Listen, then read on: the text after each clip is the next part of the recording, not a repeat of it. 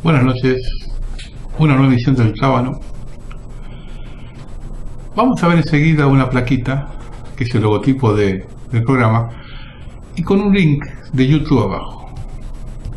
Háblanlo, véanlo, yo no lo quise pasar, es muy largo, dura 26 minutos. Y es para que vean, el gobierno de Mauricio Macri ha adherido al Plan 2030 de Naciones Unidas, que es lo que pretende el nuevo orden mundial al 2030, que es cuando ya directamente la totalidad del planeta va a estar sometida. Y ahí van a ver algunos cuantos enviados, algunos del gobierno, otros que son medio alcahuetes del gobierno, y observen cómo alaban y precisan y hablan de las maravillas de la Agenda 2030 de Naciones Unidas. Después vamos a hablar de otras cosas que están relacionadas con eso, porque yo cuando digo de que este hombre nos entra por la puerta de principal al nuevo orden mundial, no estoy equivocado. Y poco a poco van apareciendo las confirmaciones. Vean ese video si lo quieren ver, al principio nomás, o verlo, y para que tengan una documentación más.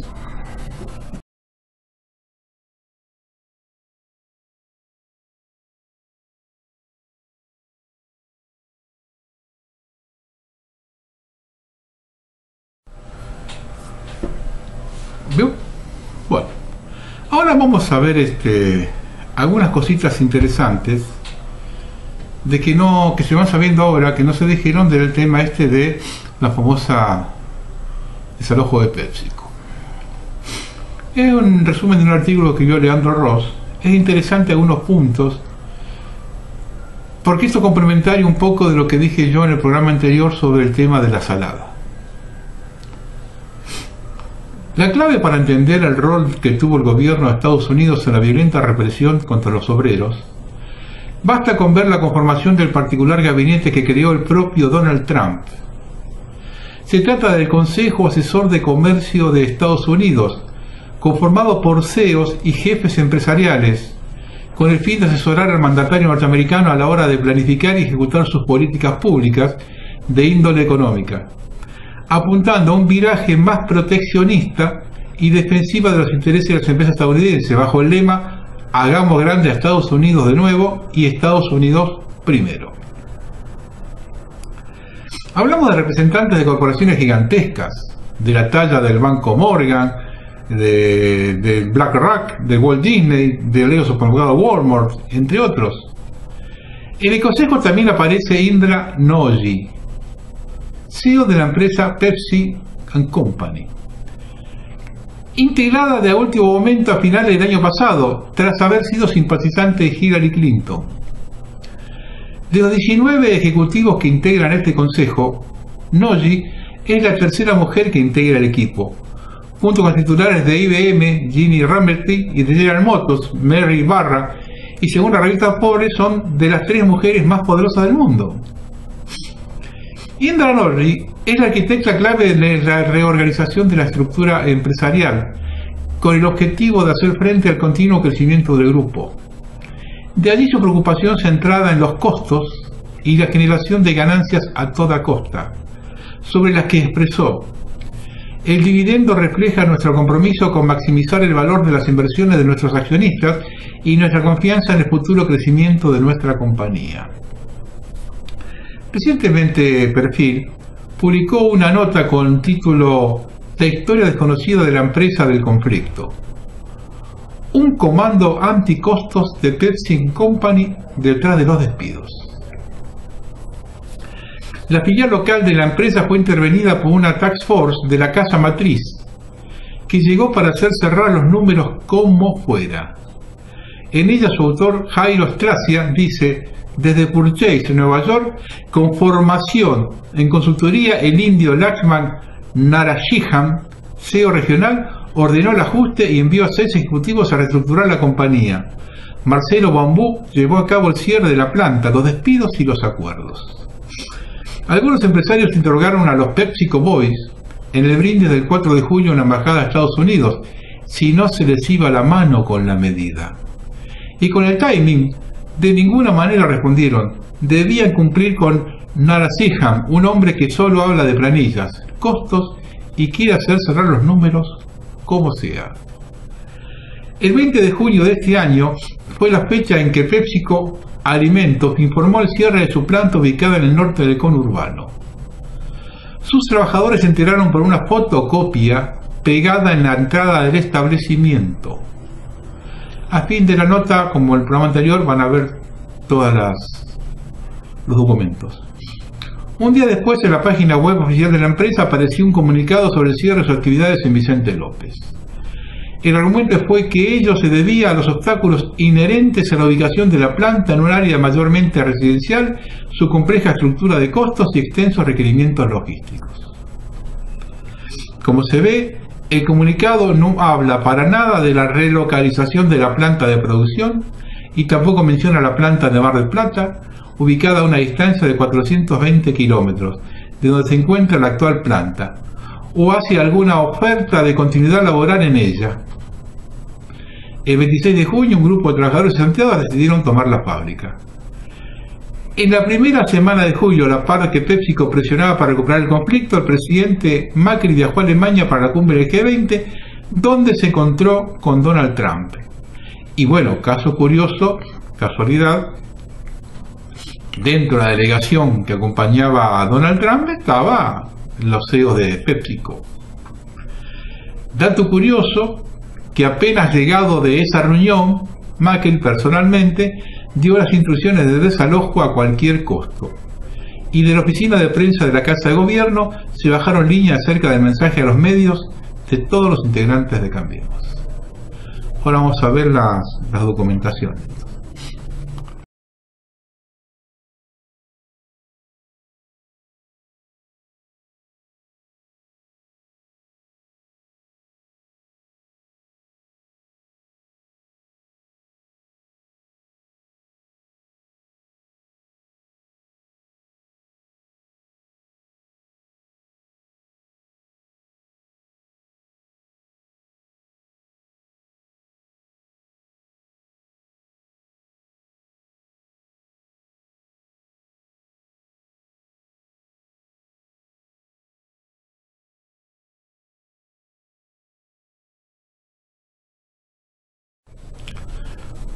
Acá hay un mensaje, una nota de Infocielo, ¿no?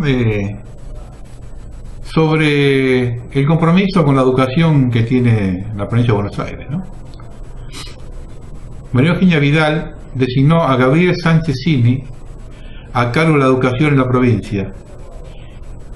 Tiene requerimientos justos, no tiene título docente, ni actividad alguna frente a alumnos en ningún nivel o modalidad, ni concursos ganados.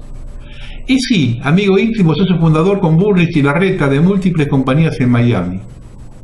Se desempeñó como vicepresidente de Dutco Worldwide, la conocida firma de Washington dedicada al tráfico de influencias. De ese lugar, Sanchezini trabajó en cuestiones de gobierno de los Estados Unidos y en el desarrollo de negocios en América Latina para Pearson y su producto PISA. Pearson lo contrató como lobista para América Latina de sus muy cuestionadas pruebas PISA. Trabajó en el Common Core de Estados Unidos, un sistema de precarización laboral en varios estados del norte, donde se educa para la igualdad, la tolerancia y la diversidad. Un dato para nada menor es que Sanchezini estuvo señalado por estar implicado en el escándalo mundial de los Panama Papers. Según publicaron distintos medios, el ministro de Educación y Deporte, Esteban Bullrich, radicó una fundación offshore en Estados Unidos, él también. Según surge la investigación, Bullrich es el presidente de Fort Myers Foundation Company, en cuyo directorio comparten poder con otros funcionarios del gobierno de Mauricio Macri.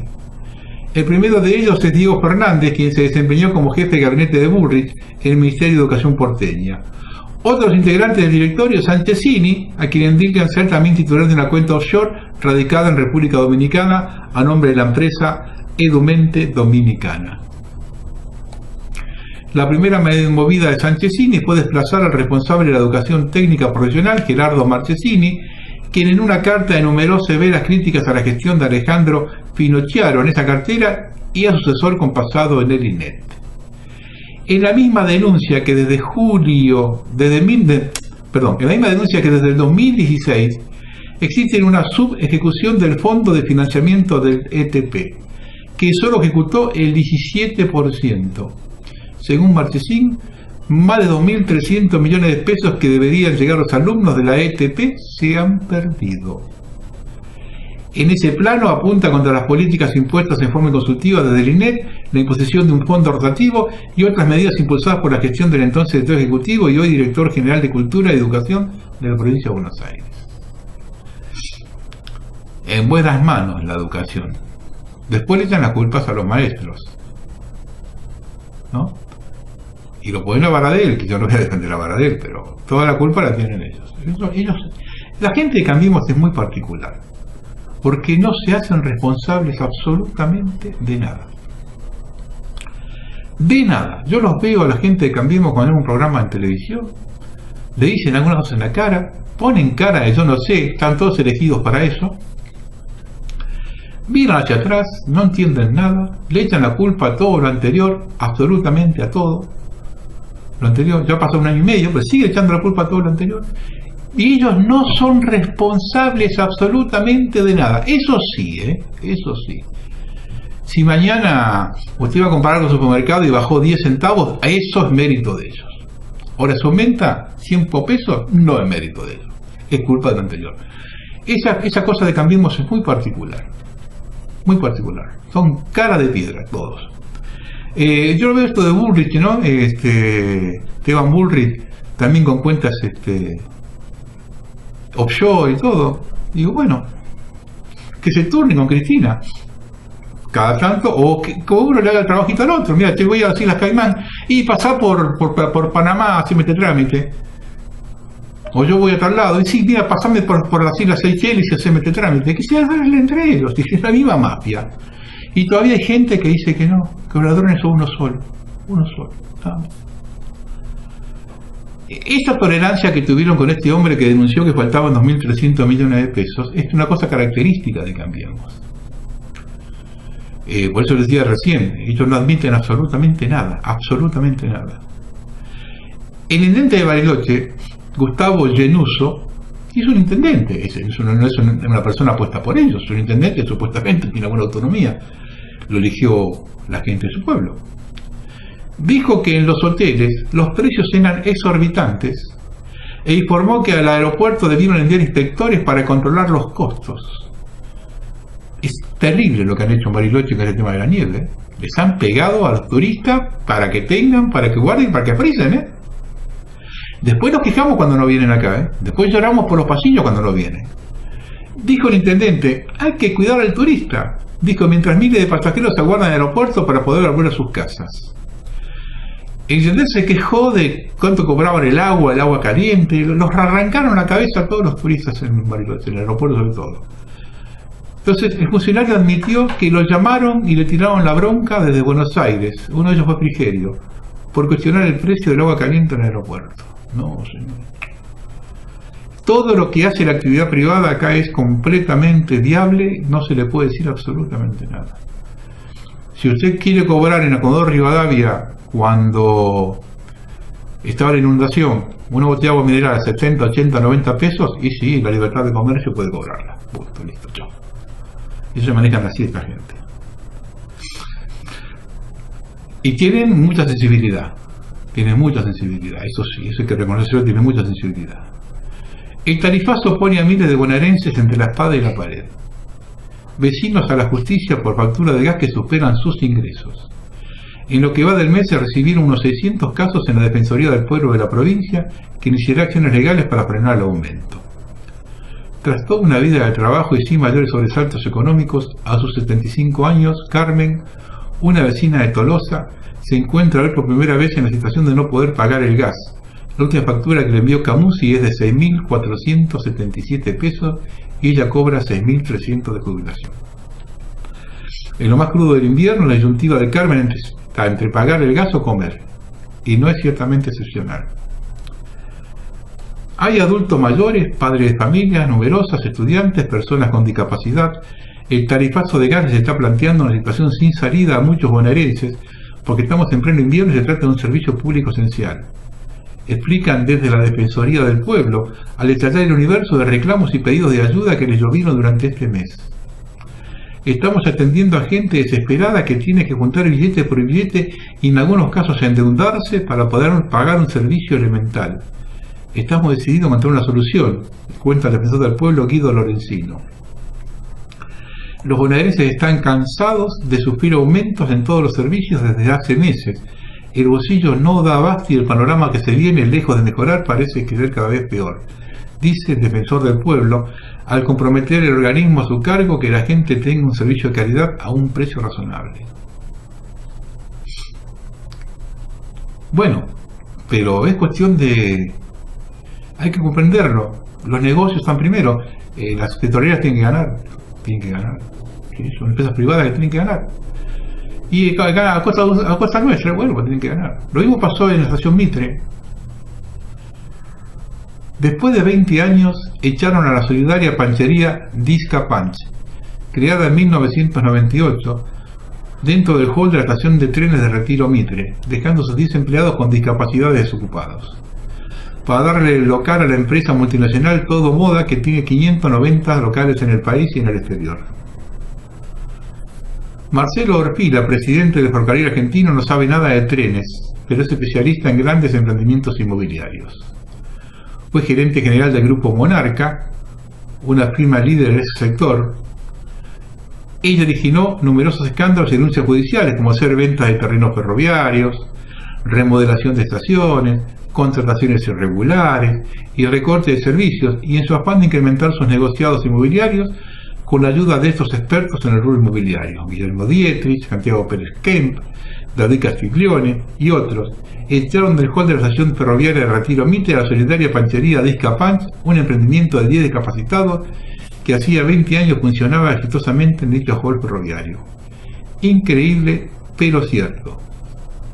Siempre hubo corrupción en el ferrocarril, pero nadie se atrevió a tanto. No, esta gente no tiene límites. No tiene límites. Yo voy terminando.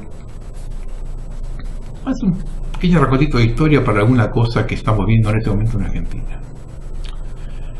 El 6 de agosto de 1890 asume la presidencia Carlos Pellegrini, debido a la renuncia de Miguel Ángel Juárez Celman, cuñado de Julio Argentino Roca, que no dudó en mandarlo al matadero y dejarlo caer sin defenderlo con aquella famosa frase: que caiga el gobierno, pero no el régimen. Un interesante caso de nepotismo en la gloriosa generación del 80. Carlos Pellegrini debe hacerse cargo de la pesada herencia que le dejaron los sucesivos gobiernos liberales desde Mitre hacia adelante. Pero escuchen esto. Es muy curioso observar cómo enfrenta la crisis. Quizá hasta ese momento el más genuino representante de la aristocracia argentina, por supuesto, liberal. Fíjese lo que hizo Carlos Pellegrini para... que está catalogado como el emblema del bombero, ¿no? En lo económico aplica medidas proteccionistas.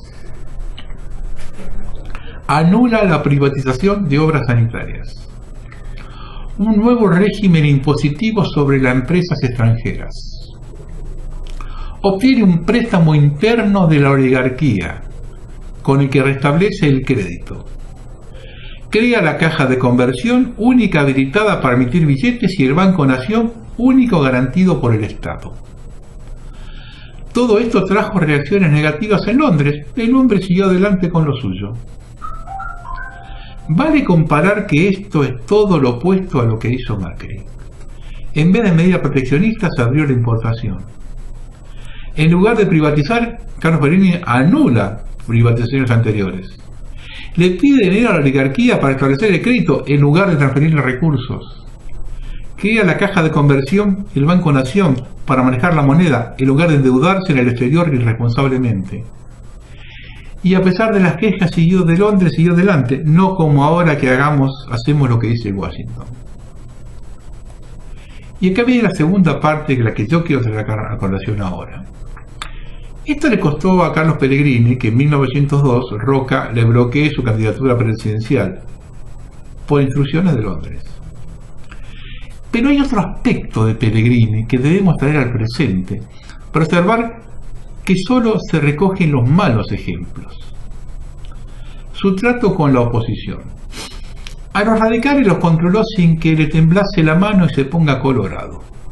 Los reprimió en Córdoba, en Catamarca interviene la provincia y amaga reprimir.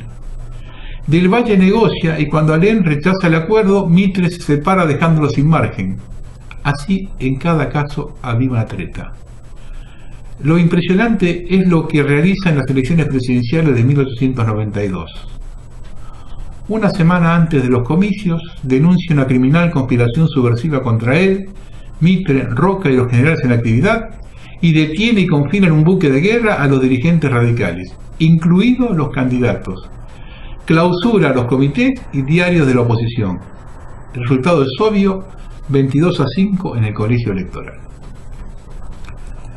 Como la Argentina viene repitiendo la historia, hoy nos encontramos ante un hecho similar. Con una candidata en la provincia de Buenos Aires que parece imbatible, al punto tal que Elisa Carrió, con gran olfato político, huyó despavorida a la capital, para mostrar después de las elecciones que ella ganó con el 50% y no que perdió con Cristina. Como si se despertase la justicia de su letargo, aumenta la presión judicial sobre Cristina Fernández. No voy a ser yo quien la defienda, pero sí marcar quiénes son los que la acusan y en especial los tiempos. Comenzó por la denuncia de asociación ilícita llevada a cargo por adelante por el juez Ercolini, el mismo que sobreseyó a Noble, Mañetti y Mitre por la apropiación del papel prensa. Los dos fiscales de la causa son Ignacio Maíquez, hijo del ministro de Justicia de María Eugenia Vidal, Carlos Maíquez, y hermano de Juan Bautista Maíquez, representante de Macri en el Consejo de la Magistratura. El otro fiscal es Gerardo Policita, que es también un hombre de Mauricio Macri. Fue designado en mayo de 2007 como integrante de la Comisión Asesora de Seguridad de Boca Juniors. Y en diciembre del mismo año fue integrante de la Comisión Electoral como socio designado por la Comisión Directiva del club, por la corriente que lideraba el jefe de gobierno y es presidente de la institución. La causa de los sauces la lleva adelante Claudio Bonadío.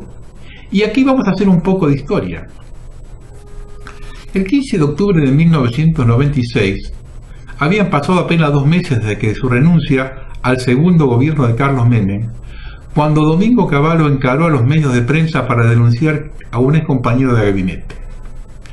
El ex superpoderoso ministro de Economía aseguró que el ministro de Interior, Carlos Corach, le había escrito en una servilleta un organigrama de protección judicial de contrabandistas, corruptos y evasores, controlado por el entonces ministro de Justicia, Elías Hassan. De acuerdo a los dichos de Cavallo, en el papel del VAR figuraba un listado de jueces adictos al gobierno junto al nombre de su presunto padrino político. Uno de los magistrados mencionados era Claudio Bonadío. ¿Quién es Claudio Bonadío? Uno de los jueces más cuestionados del Poder Judicial en Argentina, es el elegido por el Grupo Clarín en Macrino para encausar a funcionarios del anterior gobierno. Tiene 18 causas judiciales en su contra, 13 en el Consejo de la Magistratura y 5 en la justicia penal. Enriquecimiento ilícito, encubrir una red narco, violación de los deberes de funcionario público, privación ilegal de la libertad. Llegó a su cargo designado por el gobierno menemista del que era funcionario, subsecretario del ministro de Carlos Corach en la Secretaría Legal y Técnica, sin un concurso que lo avalase.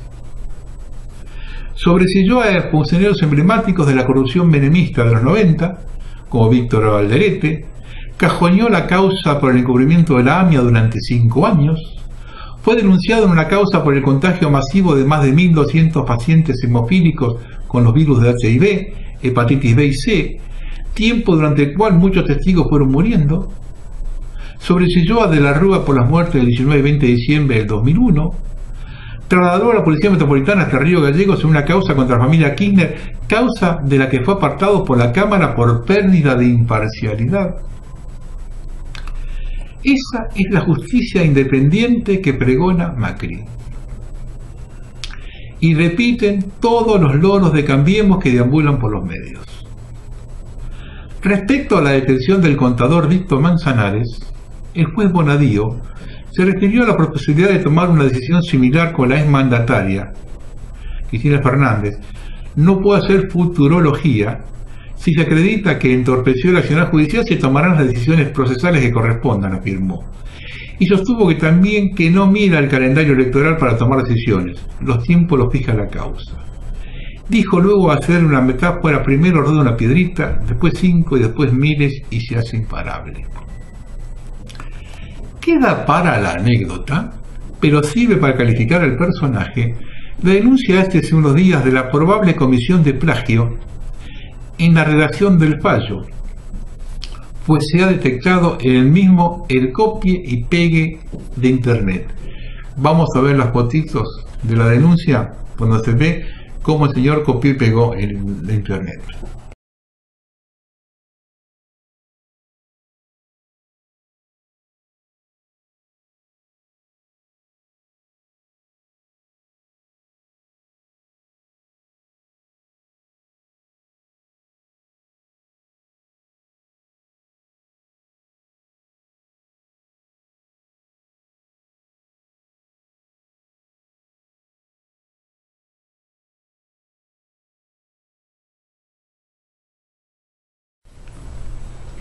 ¿Qué se busca con esto? De movida dos cosas que pueden producir hechos diferentes. Vamos por parte. Como medida de mínima, lo que se pretende es inhabilitarla para las elecciones, a Cristina Fernández. Lo que haría que Cambiemos triunfe, ya que con el voto de Cristina se divide entre la supuesta oposición. La de Máxima llevarla presa, lo que generaría un impulso positivo para el gobierno por su inédita decisión. Yo supongo que Macri debe tener en sus planes morirse en Olivos. De no ser así, en cuanto abandone el cargo, va a acompañarla. Eso está recontra claro. Por ello es que se deben analizar otras circunstancias. Cristina detenida podría provocar una situación incontrolable para un gobierno que en una excelente performance podría tener un 60% de la población que no lo votó. Pregunto, ¿esto está contemplado o es parte del plan? Es decir, en una cuestión de máxima, que el gobierno saque el 40% de los votos significa que el 60% no lo votó. Una situación de repudio a la presión de una candidata que está primera en las encuestas a pocos días de las elecciones no es algo que se produzca por casualidad o por la decisión de jueces afines al poder. Es algo provocado ex profeso. ¿Cómo contestaría el gobierno una situación que rayaría la sublevación de un sector importante de la población? ¿De qué forma pueden operar las fuerzas de seguridad en varios frentes? ¿Y si aparecen los que no se sabe nunca quién los manda a sacar el conflicto de contexto, produciendo saqueos y atentados a empresas privadas? ¿De qué forma se controla? ¿Con intervención externa, especialmente norteamericana, en defensa de los intereses de su compañía? ¿Tiene alguna idea de cuántas empresas inglesas operan en el país? Ya pasó durante el conflicto de la Patagonia en la década del 20, donde Inglaterra amenazó a Irigoyen con enviar tropas a defender los intereses de los extranjeros de Santa Cruz. Debería explicar qué van a hacer ante una insurrección. ¿Matar a todos los negros de mierda? ¿Declarar el estado de sitio al mejor estilo proceso militar? ¿Disolver el Congreso y convertirse en dictador? Yo hago estas preguntas en función de si se avanza sobre la detención de Cristina Fernández. A lo mejor se van en la Prontes y van únicamente con la denuncia y queda actuado ahí, pero hay que pensar de que pueden hacer algo parecido a lo que hicieron con Lula, prohibirle, porque a lo mejor el tema no es solamente meterla presa, sino inhabilitarla que se presente. Eso provocaría un montón de problemas. Observando con la velocidad que se mueve el gobierno entregando a la Argentina al imperialismo, dan por sentado que este modelo de saqueo y miseria entra sí o sí, no hay alternativa. Y la única forma de hacerlo es con un gobierno de fuerza donde no se respeten las libertades básicas, sosteniendo al de abajo con planes y al de arriba con privilegios. y que el 50% de la población sobreviva como pueda y calladito. Este es el resumen del pacto liberal marxista. Si salen los que van a votar a Cristina a protestar, los que van a provocar el caos son los socios zurdos del sistema, los mismos que operaron en la década del 70, los que bajaron a Alfonsín atacando el cuartel de la Tablada y provocando la hiperinflación, los que coparon la Plaza de Mayo el 20 de diciembre de 2001, los que se vieron en el desalojo de PepsiCo y en todas las manifestaciones. Y el oficialismo viene asusando que si gana Cristina una elección legislativa de medio término, nos convertimos en Venezuela. No lo pudieron hacer en 12 años, pero sí lo puede lograr Macri en 1 año y medio. Macri puede llevar el país a la disyuntiva de Venezuela. Maduro llevó la ciudadanía a esta situación por la escasez de insumos. Macri va a lograr lo mismo con la miseria. Estamos ante un gobierno que no se responsabiliza absolutamente de nada. Ponen cara a ello no fui, miran hacia atrás y la culpa siempre la tiene otro. Y cuenta con la complicidad de un medio hegemónico como Clarín, al que tanto el Proceso, los Kirchner y Macri han colaborado para crear este monstruo que maneja el país a su antojo y es el emblema del pacto liberal marxista, con 2 de sus periodistas estrella, un ex guerrillero como Leuco y un ex socio de guerrilleros como Lanata. Lograron instalar la lucha clasista. Esa es la raíz de todo el problema. Y los que están en ambas franjas se obnubilan ante todo. ¿Pero dónde comienza esto? Siempre parto de los datos de 1982 que marcaban una sociedad que se encaminaba hacia un futuro mejor.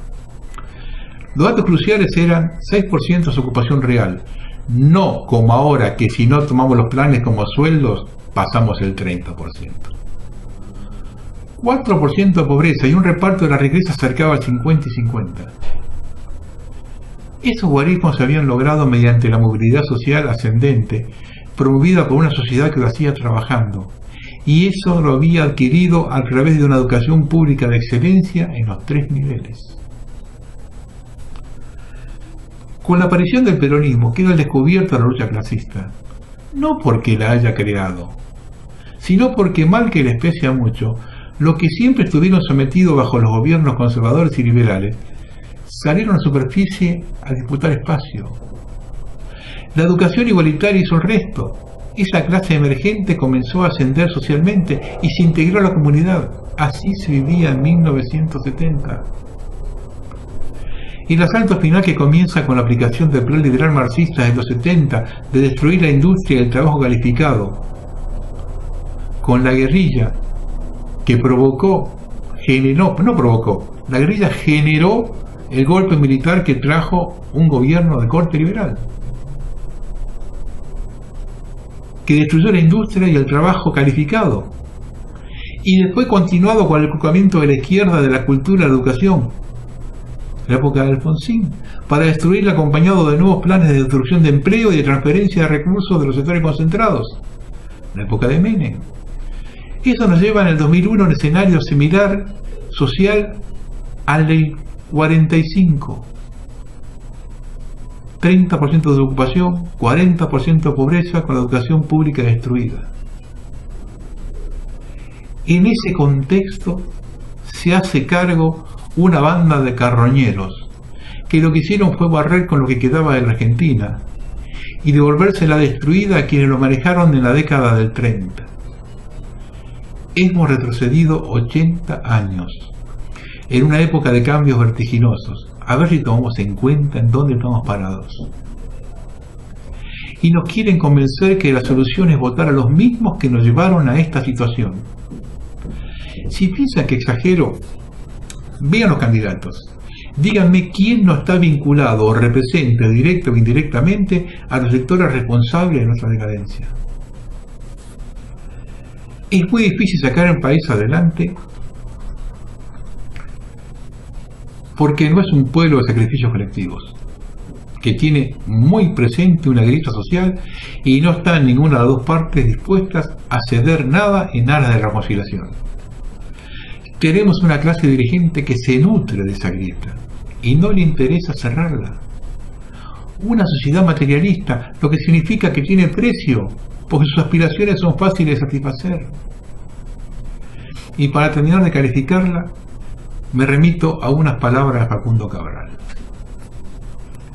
Mi abuelo me decía: tené cuidado con los boludos, son muchos, cubren todos los frentes y eligen presidente. Si no cambiamos nosotros, siquiera pensemos en cambiar el país. Ahora sí, voy a terminar. Antes de terminar, les digo que terminado esto voy a grabar un programa, me olvidé decirlo al comienzo, un programa especial que vamos a sacar el domingo sobre la caída de Europa. Europa ya cayó. Es un programa donde va a haber como 15 pequeños relatos cortitos de hechos que no se conocen, que están pasando en este momento en Europa. En Francia, en Alemania, en España, en Italia, en Suecia, que están dibujando que España ya cayó, Europa ya cayó. Y sobre el final, una reflexión de cómo nos toca casi directamente, o nos puede tocar casi directamente eso a nosotros. Lo voy a grabar ahora y lo vamos a subir el domingo a la tarde. Voy a terminar. Las fiestas clásicas del 9 de julio, donde se homenajeaba nuestra independencia, están quedando cada vez más lejos del acervo cultural argentino. Ya no existe ese orgullo que nos caracterizaba de ser una patria libre, de toda dominación extranjera. Somos un país a la deriva, y la gran mayoría de los argentinos creemos que nuestra salvación es económica y no religiosa, política, cultural, etc. No existen objetivos de ninguna especie, todos demagogia, y nos hacen creer que votando y profundizando la democracia cambiará nuestra patria. Sin duda que cambiará, pero ese cambio solo tiende a la disolución de Argentina como una entidad histórica, política, soberana y geográfica. Argentina se encamina a ser un país sometido por este nuevo orden mundial y que nuestro destino es ser una gran colonia pastoril, productora de carne, propiamente de nuestra selvación pampeana, pero con un pueblo hambriado y totalmente famélico, no solo en los cuerpos, sino también en las almas y en nuestra inteligencia.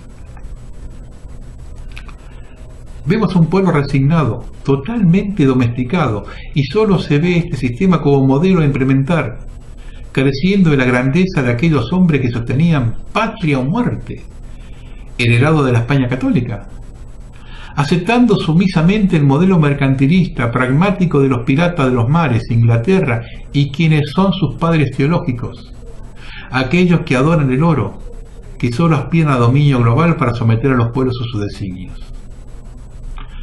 Toda la dirigencia política argentina encarna ese pensamiento, y Macri es el fiel reflejo de ello. Prioriza el mandato de los líderes mundiales a desarrollarnos como una gran nación independiente y cabeza de toda la hispanidad sobre los cuales debemos resurgir. Como decía el gran poeta nicaragüense Rubén Darío, tener cuidado. Hay miles de cachorros sueltos del gran león español. Buenas tardes.